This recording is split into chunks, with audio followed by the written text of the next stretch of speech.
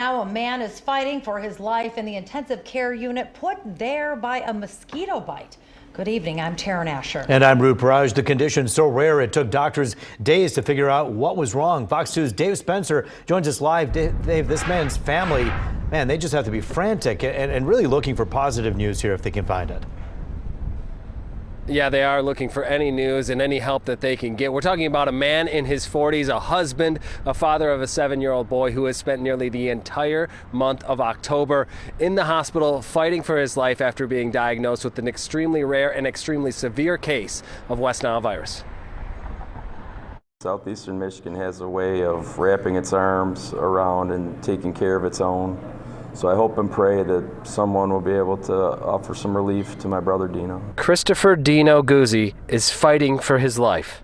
And to think that a mosquito bite bringing on West Nile could bring about so much, it's just been devastating to the family. According to infectious disease expert Dr. Leah Monday from the Detroit Medical Center, it's extremely rare to see a West Nile case like Dino's. Less than 1% of the time, it can progress to what we call this neuroinvasive disease, where they get actual inflammation of their brain. And that's the cases that are really dangerous. For Dino's family, especially his wife Liz, West Nile was never on the radar. She thought a day or two before he had a flu, a couple COVID tests, came back negative.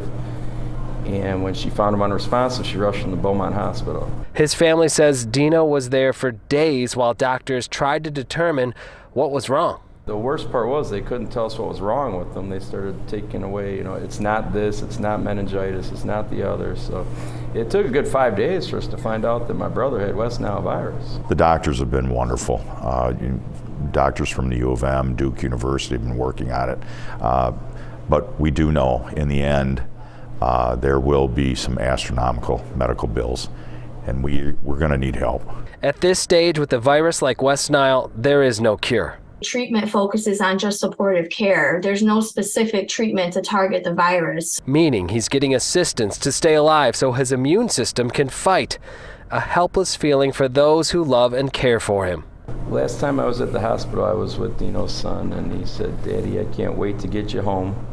And that was the first time in a while we've seen Dino smile. Dino's a bit of a kid at heart, and so his relationship with his 7-year-old son was wonderful. This is medical bills. He just started at Chrysler, so he's not a full hire yet, so he doesn't have any kind of insurance. So we decided to start a GoFundMe in hopes that maybe we could pay for some of his medical bills, or maybe pay for some of his wife and son's day-to-day bills, take care of their needs while he's laid up.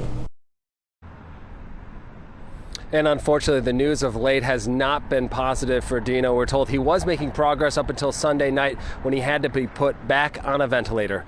If you want to help, you can find a link to the GoFundMe page on fox2detroit.com. Reporting live tonight, Dave Spencer, Fox 2 News. We wish Dino and his whole family so well. This must be so hard for them. But Dave, you don't really hear about West Nile cases that much here in Michigan. What are the experts saying? Is it here to stay? Yeah, unfortunately, West Nile is here to stay, according to the experts. It's been around since the 1930s, but recently it's been popping up in places like Texas and surprisingly here in Michigan. In fact, over the last few years, last decade or so, it's really been a top state here for West Nile has been Michigan, and unfortunately, the doctor says it's not going anywhere anytime soon.